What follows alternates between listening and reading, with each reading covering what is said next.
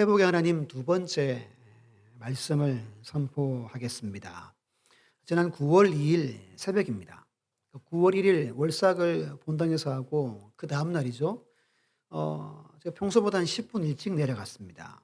그래서 반주기를 켰는데 반주기가 그다음 보여주시면 반주기가 이렇게 밑에 본체가 있고 알맹이는 위에 이렇게 뭐죠? 분리가 돼요. 그래서 그 위에 게 충전식이에요. 저거만 있으면 말씀도 나오고 찬송가 다 나오고 MP3 저장도 되고 저것만 있으면 혼자 예배하고 이어폰도 꽂고 할 수 있는 거예요. 그래서 이제 전원을 켰는데 좀 위에 것만 불이 들어오는 거예요. 밑에 본체가 불이 안 들어오는 겁니다. 이게 고장 난 거 아닐 텐데? 그래서 이제 아무리 해도 뒤에 뺐다 꽂고 해도 안 돼 가지고 이제 저거를 이제 강대상에 놓고 유선 마이크를 해 가지고 이렇게 했죠. 근데 모양이 얼마나 빠져요. 그래서 소리는 나야 되니까. 그래서 했는데 마이크 소리가 안 나는 거예요. 어디가 문제인 것 같아요? 저기 이제 그 방송 장비가 몰려 있죠. 고개 밑에 그 멀티탭 주 전원을 제가 안 킨 겁니다. 그러니까 이제 믹서기나 스피커나 다 안 된 거예요. 얼마나 허무합니까? 일부러 10분 일찍 갔는데 10분을 다 날려버리고 다시 손 감아서 넣고 이렇게 해서 이제 예배를 드렸어요. 그리고 이 설교를 이제 금요일 저녁에 밤에 초안을 만들었거든요. 그때 생각이 나는 거예요. 서론을 이렇게 제가 인용을 하는 겁니다. 제가 왜 이 이야기를 하냐면 우리는 창세전에 택함 받아서 하나님의 자녀가 됐어요. 여러분들 하나님의 자녀죠? 믿으면 아멘?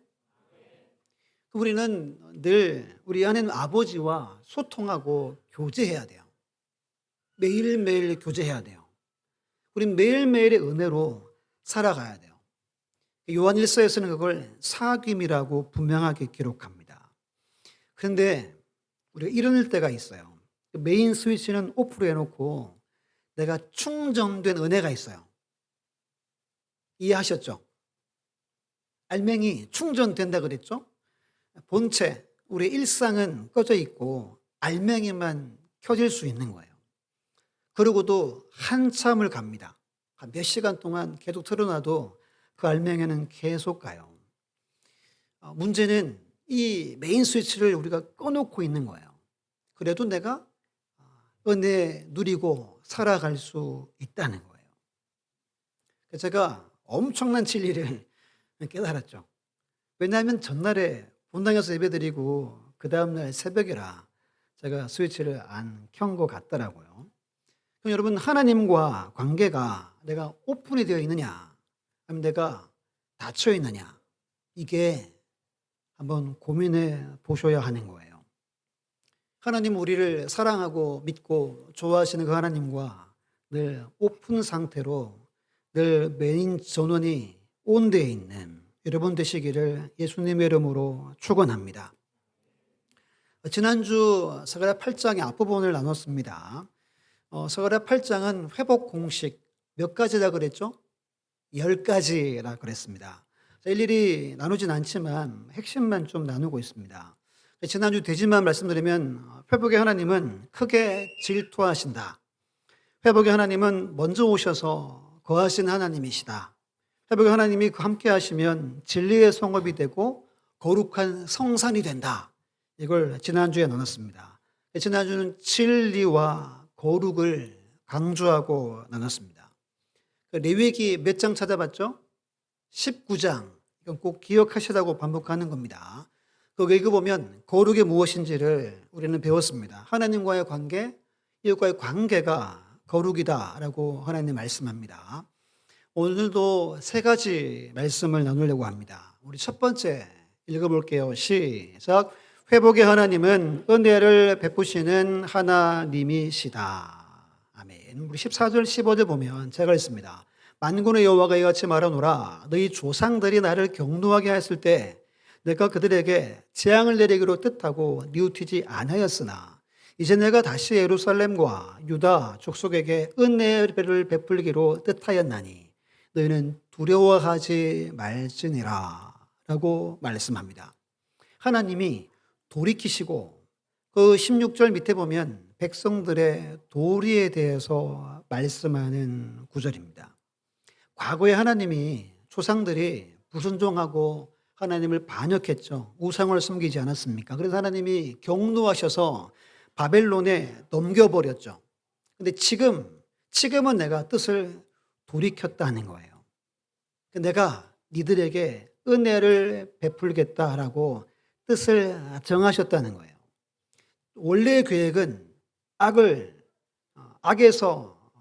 하나님의 계획이 악에서 선으로, 그리고 하나님의 계획이 재앙에서 은혜로 바뀐 것을 말합니다.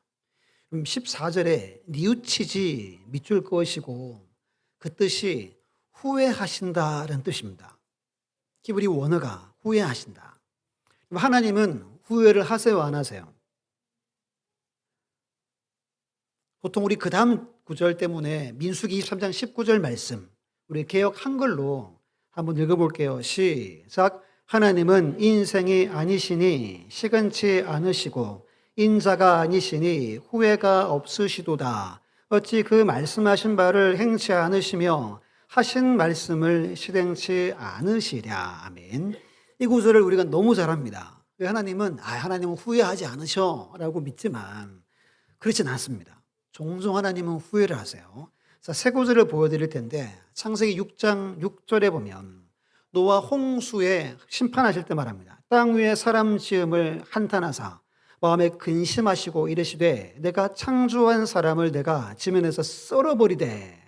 여기서 한탄하사, 나함이라는 히브리 단어입니다. 후회하다, 슬퍼하다, 마음을 돌이키다 라는 뜻이에요. 창조한 것을 하나님이 후회하셨습니다. 사무엘상 15장 11절에 보면 하나님이 사울 왕 세운 걸 후회합니다. 내가 사울을 왕으로 세운 것을 후회하노니 그가 돌이켜서 나를 따르지 아니하며 내 명령을 행하지 아니하였음이니라 라고 말씀합니다. 하나만 더 보면 우리 요나서 3장 10절은 같이 한번 읽어볼게요. 시작. 하나님이 그들이 행한 것 곧 그 악한 길에서 돌이켜 떠난 것을 보시고 하나님이 뜻을 돌이키사 그들에게 내리라고 말씀하신 재앙을 내리지 아니하시니라. 아멘. 뜻을 돌이켰다, 후회했다라는 말입니다. 하나님이 이렇게 종종 후회하세요. 오늘 본문의 뜻도 뜻을 돌이킨 거예요. 뜻을 바꾸고 변경한 겁니다. 내가 심판하고 재앙했지만 지금은 은혜다라는 겁니다. 이게 무슨 말이냐면 이미 내가 충분히 니들에게 재앙을 내렸다는 뜻입니다. 그러니까 두려워하지 말아라. 과거사 나 잊었다 이 말이에요. 과거를 누가 집착하죠? 우리는 계속 집착해요. 하나님은 과거 지나면 싹 다 잊는 분이라는 거예요. 근데 15절에 은혜라는 이 단어가 좀 설명이 필요합니다. 주보에도 있지만 받을 자격 없는 자에게 베푸시는 사랑과 호의를 말합니다. 지난주에 헤세드 하나님 우리가 잠깐 나눴죠. 구약의 하나 신약의 하나 대표적인 예화가 호세아 이야기, 그 탕자 이야기입니다. 호세아의 아내가 어떤 아내인지 알죠? 결혼해가지고 애도 놓고 살다가 집을 뛰쳐나가죠. 나가서 몸을 팝니다. 하나님이 호세아한테 뭐라 그러죠? 가서 네 아내 몸 판단 말은 이미 포주한테 잡혀가지고 매여 있다는 거죠. 돈으로 갚고 데려와라. 호세아가 데려옵니다. 탕자 이야기 더 알죠? 둘째 아들이 아버지를 배신하고 다 부동산 다 바꿔가지고 먼 곳에 가서 다 탕진해 버리죠. 하나님은 이 두 이야기를 통해서 하나님이 어떠한 사랑을 베푸는지를 보여줍니다. 무조건적인 사랑을 베푸는 분이 우리 하나님이라는 거예요. 무슨 말씀을 오늘 본문에 하고자 하면 회복은 하나님의 사랑으로 결국 성취된다는 거예요. 여기서 하나님의 사랑은 보편적인 사랑이 아닙니다. 자기 백성에 행하는 하나님의 사랑을 말합니다. 말씀드린 적 있죠. 지구에 지금 한 5억 정도 가까이 됩니다. 그들 다 구원코자 하나님은 하지 않습니다. 하나님이 택한 자가 있습니다. 그들은 마지막에 되면 다 부르셔서 구원하시는 분이 하나님이에요. 그 사랑을 말합니다. 보편적 사랑은 성경적 사랑이 아닙니다. 지금은 재앙이 지나갔고 뜻을 돌이켰으니 걱정하지 마라 라고 말씀하는 거예요. 우리가 이 사랑으로 구원을 받았어요. 우리가 예수 믿고자 결단해서 예수 믿은 게 아닙니다. 하나님이 뜻을 돌이키시고 여러분들을 부르셔서 예배의 자가 되었고 찬양하는 삶을 살게 된 거예요. 우리는 감사, 충성, 헌신밖에 없는 거예요. 복을 받기 위해 우리는 충성하지 않습니다. 복을 받기 위해 우리는 헌신하지 않습니다. 내가 은혜로 구원받았기에 충성하는 거예요. 이게 여러분 건강한 믿음 생활입니다. 그리고 하나님이 16절, 17절에 백성들의 도리를 밝힙니다. 우리 두 구절 읽어볼게요. 16, 17절 시작. 너희가 행한 일은 이러하니라. 너희는 이웃과 더불어 진리를 말하며 너희 성문에서 진실하고 화평한 재판을 베풀고 마음에 서로 해하기를 도모하지 말며 거짓 맹세를 좋아하지 말라. 이 모든 일은 내가 미워하는 것이니라. 여호와의 말이니라. 아멘. 하나님이 미워하는 것들이 있대요. 여기 네 가지죠. 뭐죠? 진리를 말하지 않는 거예요. 이웃에게 거짓을 말합니다. 그리고 재판을 굽게 합니다. 그래서 평화를 깨뜨립니다. 그리고 마음에 이웃을 해하려는 마음을 품습니다. 거짓 맹세를 하나님 앞에 합니다. 이걸 하나님이 미워하시는 거예요. 근데 우리도 이 네 가지에 속해서 충분히 살아갈 수 있는 거예요.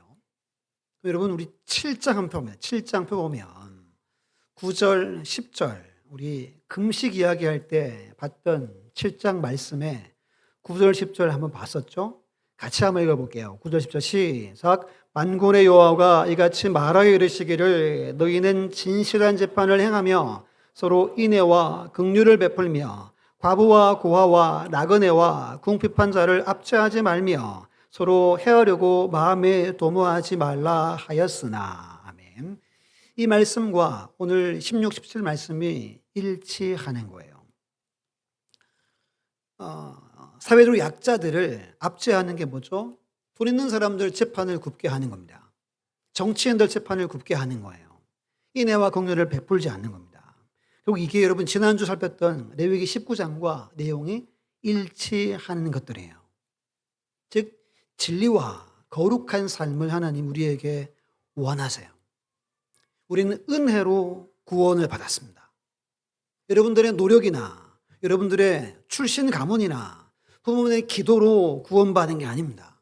하나님이 은혜를 베풀어 주셔서 우리가 구원받았어요. 우리는 합당한 삶을 살아가야 합니다. 그것은 진리와 거룩의 삶이라고 말씀하는 거예요. 두 번째 함께 읽어볼게요. 시작. 회복의 하나님은 진리와 공의로 다스리시는 하나님이시다. 우리 오늘 8장의 7절 8절 보시면 만군의 여호와가 이같이 말하노라. 보라 내가 내 백성을 해가 뜨는 땅과 해가 지는 땅에서부터 뭐하죠? 구원하여 내고 그 다음에 인도하여다가 예루살렘 가운데 거주하게 하리니 그들은 내 백성이 되고 나는 진리와 공의로 그들의 하나님이 되리라. 밑줄 꺼보세요. 구원하여 내고 인도하여다가 거주하게 하리니 10가지 회복 공식 중에 이 5번째거든요. 5번째가 이 공식의 절정이라고 학자들이 말합니다. 우리를 어디에 있든지 구원하여 내고 인도하여다가 예루살렘에 다시 거주시키겠다라고 하나님이 약속하는 거예요. 시편 107편 2, 3절에 여호와의 속량을 받은 자들은 이같이 말할지어다. 여호와께서 대적의 손에서 그들을 속량하사 동서남북 각 지방에서부터 모으셨도다. 에스겔 10절 34절 함께 읽어볼게요. 시작. 능한 손과 편팔로 분노를 쏟아 너희를 여러 나라에서 나오게 하며 너희의 흩어진 여러 지방에서 모아내고. 아멘. 이런 말씀들이 구약에 아주 많죠. 이 예언의 말씀대로 하나님은 자기 백성을 저 포로 가운데에서 건져내셨습니다. 인도하셨고 예루살렘에 다시 거주하게 하신 거예요. 그러면 3절 올라가서 우리 3절을 우리 형제들이 읽어볼게요. 8장 3절 시작. 여호와가 이같이 말하노라. 내가 시온에 돌아와 예루살렘 가운데 거하리니 예루살렘은 진리의 성읍이라 일컫겠고 만군의 여호와의 산은 성산이라 일컫게 되리라. 아멘. 지난주 강조했죠. 하나님 먼저 오셔가지고 거하시는 곳이 어디죠? 예루살렘. 그리고 자기 백성을 다시 불러서 함께 거하겠다는 거예요.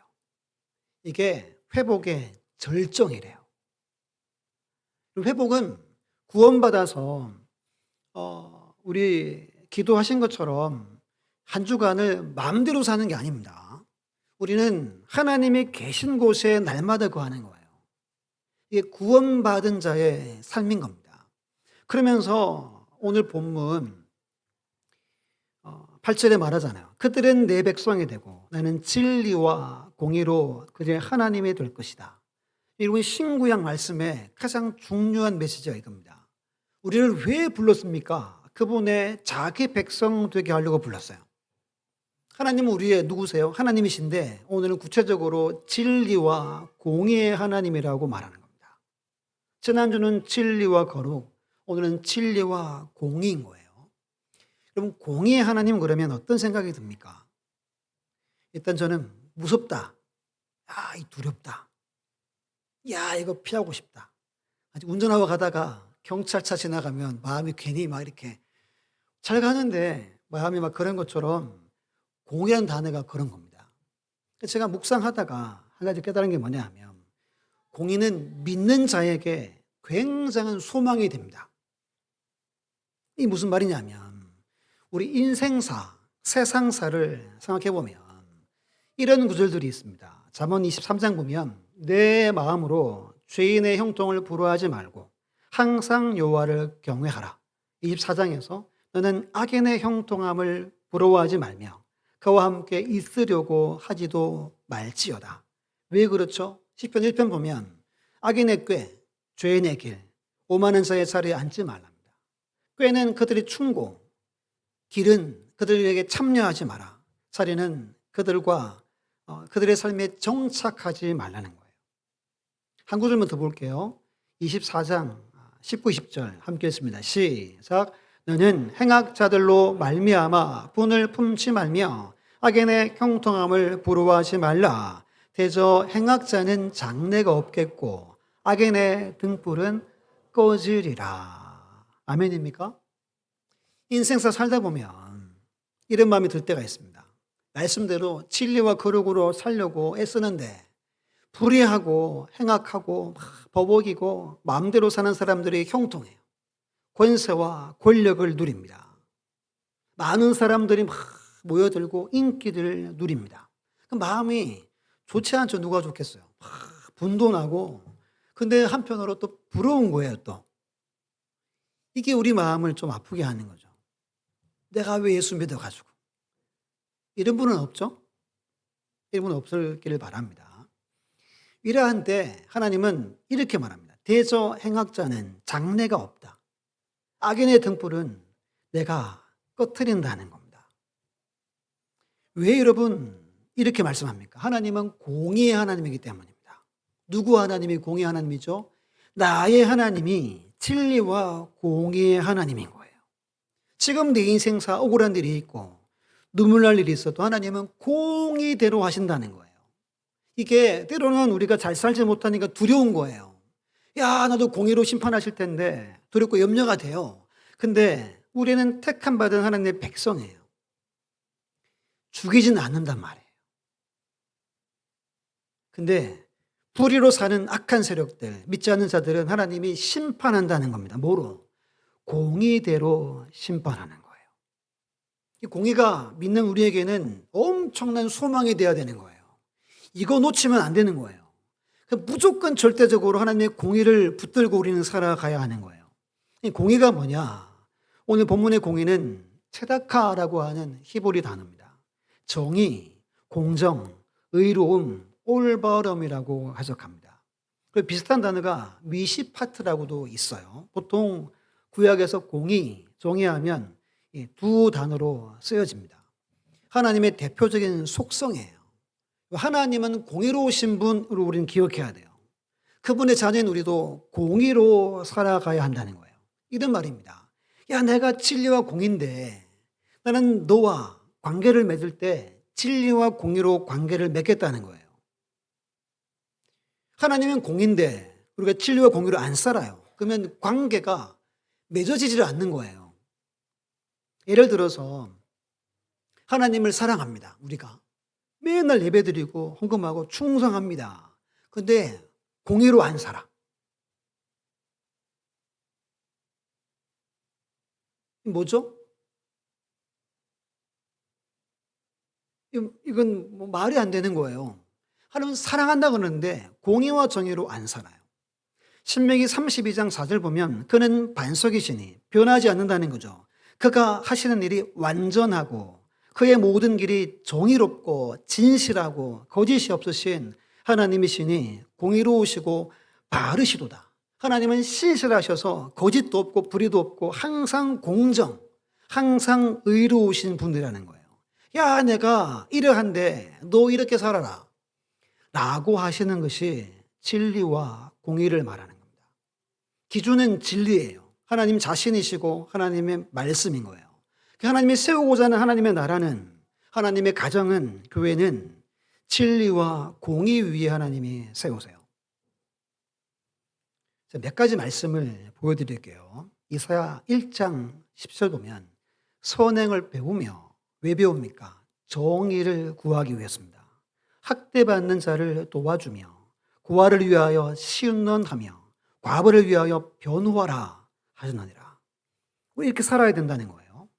아모스 5장 21절 24절 보면 내가 너희 절기들을 미워하며 말시하며 너희 성회들을 기뻐하지 아니하느니 너희가 내게 번제나 소제를 드릴지라도 내가 받지 아니할 것이요 너희의 살찐 희생의 화목제도 내가 돌아보지 아니하니라. 내 노랫소리를 내 앞에 그칠지어다. 내 기파 소리도 내가 듣지 아니하리라. 24절을 읽어볼게요. 시작. 오직 정의를 물같이 공의를 마르지 않는 강같이 흐르게 할지어다. 아멘. 앞에 세 구절은 예배를 말합니다. 너 예배 드리지, 노래하지? 하지 마. 너 돌아가서 뭘 행하래요? 정의를 물같이 공의를 마르지 않는 강같이 흐르게 하라 라고 말합니다. 하나만 더 확인합니다.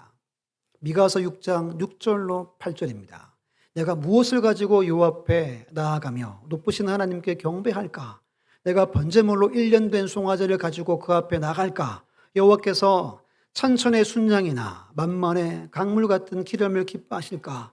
내 영혼을 위하여 내 맏아들을 내 영혼의 죄로 말미암아 내 몸의 열매를 드릴까? 함께 읽습니다. 시작. 사람아, 주께서 선한 것이 무엇임을 내게 보이셨나니 여호와께서 내게 구하시는 것은 오직 정의를 행하며 인자를 사랑하며 겸손하게 내 하나님과 함께 행하는 것이 아니냐. 아멘. 앞에 구절 다 예배입니다. 심지어 자기 아들을 희생해서 제물로 바칠 정도의 마음이 있다는 거예요. 하나님 뭐 하랍니까? 정의를 행하며 겸손해라. 함께 행해라 말합니다. 하나님은 공의의 하나님이세요. 때론 두렵지만 우리는 이 하나님을 의지하며 살아가는 겁니다. 때론 인생이 답답하고 뜻대로 안 됩니다. 하나님은 공이셔서 반드시 아버지의 뜻대로 심판하시고 만들어 가신다는 거예요. 예배보다 공의와 정의를 우선에 두고 있음을 우리는 기억해야 됩니다. 예배보다 뭐가 우선이라고요? 공의와 정의인 겁니다. 예배 멈추고 돌아가. 공의와 정의를 행하고 다시 돌아와. 라고 하시는 분이 하나님이십니다. 내 개인, 우리 가정, 우리 교회, 서산지역과 대한민국이 공의와 정의로 세워지길 하나님은 원하세요. 이를 위해 우리는 기도하고 믿음으로 나아가는 겁니다. 이게 두 번째입니다. 다음 주에 한 번 더 조금 더 말씀을 나누려고 합니다. 우리 세 번째 걸 볼게요. 시작. 회복의 하나님은 진리와 화평을 사랑하시는 하나님이시다. 우리 19절을 함께 한번 읽어볼게요. 19절 시작. 만군의 여호와가 이같이 말하노라. 넷째 달의 금식과 다섯째 달의 금식과 일곱째 달의 금식과 열째 달의 금식이 변하여 유다 족속에게 기쁨과 즐거움과 희락의 즐기들이 되리니 오직 너희는 진리와 화평을 사랑할지니라. 아멘. 여덟 번째 공식인데요. 우리 2주 전에 7장 살폈죠. 그때 금식을 1년에 4번, 넉 달, 몇 년 했대요? 70년 동안 했다 그랬죠. 그 하나님 받았다고 해서 안 받았다고 그랬어요. 안 받았다라 그랬습니다. 이 말씀 뭐냐? 이제 회복이 됐어요. 야, 회복됐으니까 이제 야, 슬퍼하며 금식하지 말라는 말이에요. 내가 지금부터는 니들에게 기쁨과 즐거움과 희락의 즐기로 내가 만들어 주겠다는 거예요. 그러니까 완전히 하나님이 회복시킬 건 다른 거예요. 예를 들면 우리 부림절이라는 이야기가 성경 에스더에 나옵니다. 아말렉 후손인 아만이 괴계로 날짜를 정하죠. 유대 사람을 다 심판하자. 분위기가 그렇게 갔습니다. 하나님이 역전하셔서 어떻게 합니까? 죽음의 날이 승리의 날이 됩니다. 죽음의 날이 아니라 대적이 멸절당하게 됩니다. 출애굽기 하나님이 약속하셨던 그 말씀이 에스더가 가서 이루어져요. 다 멸절당합니다. 완전한 승리를 말해요. 이제 여러분 슬퍼할 날이 아닌 거예요. 기뻐하고 즐거워하고 감사할 날인 거예요. 예를 들면 계시록 21장 3절 4절처럼 그렇습니다. 내가 들으니 보좌에서 큰 음성이 나서 이르되 보라 하나님의 장막이 사람들과 함께 있음에 하나님이 그들과 함께 계시리니 그들은 하나님의 백성이 되고 하나님은 친히 그들과 함께 계셔서 모든 눈물을 그 눈에서 닦아주시니 다시는 사망이 없고 애통하는 것이나 곡하는 것이나 아픈 것이 다시 있지 아니하리니 처음 것들은 다 어떻게 됐대요? 지나갔다. 야, 지나갔다. 앞에 3절 말씀에 중요한 게 함께 있음에 함께 계시리니 친히 그들과 함께 계셔서 이 은혜가 우리에게 있는 겁니다. 하나님 우리와 함께 하시죠. 우리 교회와 함께 하시고 우리 집에 함께 하시죠. 다 지나갔다 라고 말씀하시는 겁니다. 주목해야 될 19절에 끝에 보면 오직 너희는 진리와 화평을 사랑하라 그럽니다. 8장에 진리와 거룩, 진리와 공의, 진리와 화평이에요. 이건 여러분 평생 잊으면 안 되는 거예요. 화평은 히브리 말로 샬롬입니다. 평화, 안녕, 번영, 조화, 질서, 충만함 등등 뜻이 아주 많습니다. 여러분 하나님과의 관계에서 오는 내적인 평안이에요.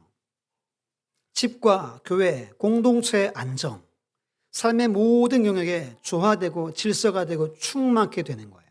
그리고 내가 거하는 곳이 정의와 공의로 나라들이 세워지는 걸 말합니다. 즉 전인적인 안정과 질서를 말하는 거예요. 민수기 6장 27절, 24절, 27절 보면 제사장의 축복이 있죠. 여호와는 내게 복을 주시고 너를 지키시기를 원하며 여호와는 그 얼굴을 내게 비추사 은혜 베푸시기를 원하며 여호와는 그 얼굴을 내게로 향하여 드사 평강 주시기를 원하노라 할지니라 하라. 그들은 이같이 내 이름으로 이스라엘 자손에게 축복할지니 뭐라고 말합니까? 내가 그들에게 복을 주리라. 26절의 평강이 바로 샬롬이에요. 하나님 우리에게 주고자 하는 복 중에 가장 큰 복이 평강의 복입니다. 샬롬의 복이에요. 로마서 5장 1절 우리 자매들이 한번 읽어볼게요. 시작.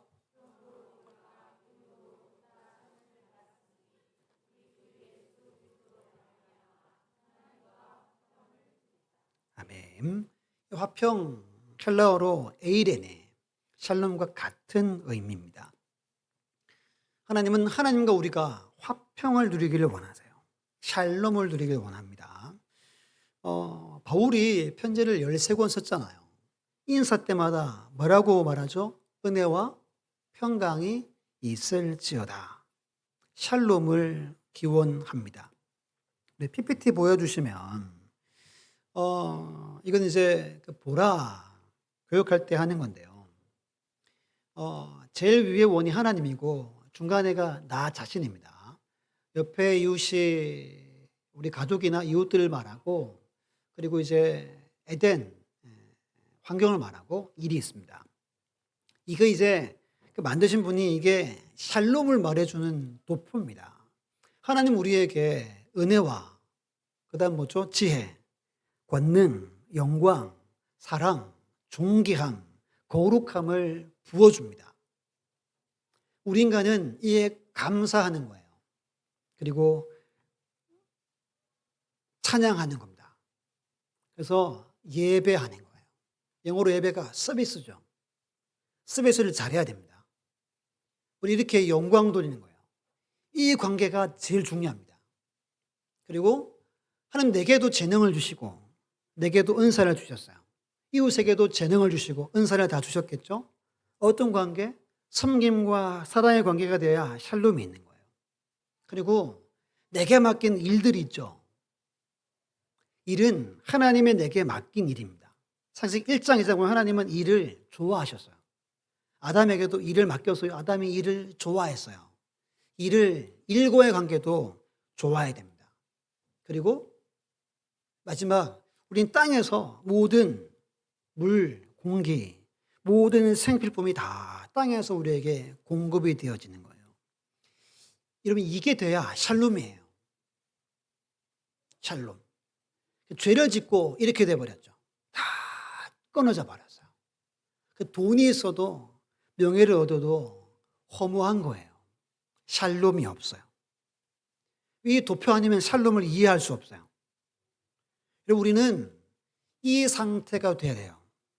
제일 중요한 관계가 어떤 관계죠? 하나님과 나와의 관계인 거예요. 늘 제가 사진 보여드리며 반죽이 보여드렸던 이유가 여기 있습니다. 이 말 하려고 하는 거예요. 하나님과 오픈되어 있어야 됩니다.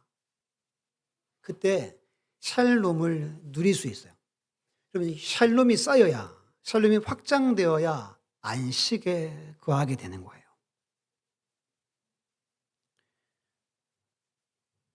갖다 주시면 다시 본문 볼까요? 우리 20절로 23절 함께 한번 읽어볼게요. 시작. 만군의 여호와가 이와 같이 말하노라. 다시 여러 백성과 많은 성읍의 주민이 올 것이라.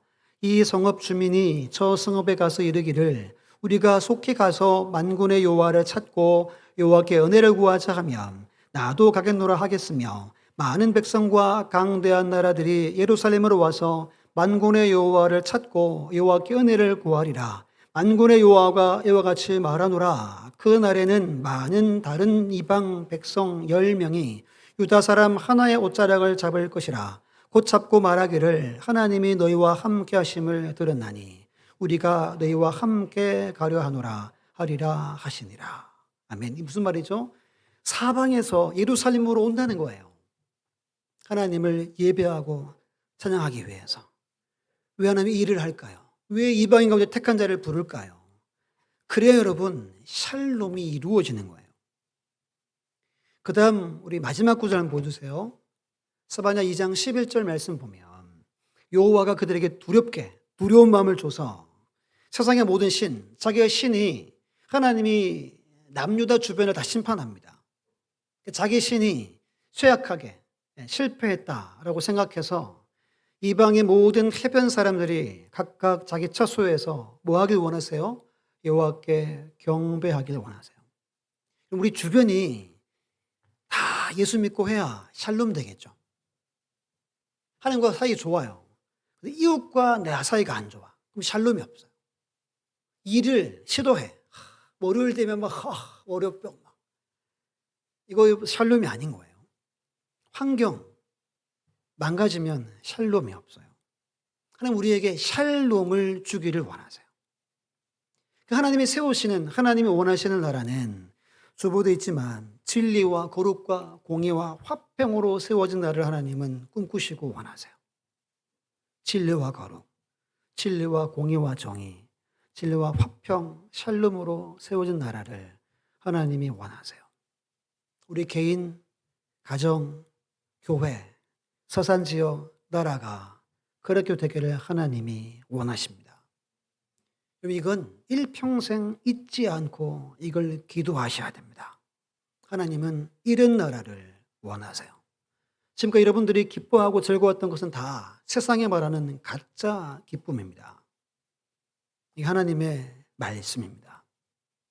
말씀으로 굳게 서셔서 날마다 하나님이 사시는 나라에 거하는 우리 모두가 다 되시기를 예수님의 이름으로 축원합니다.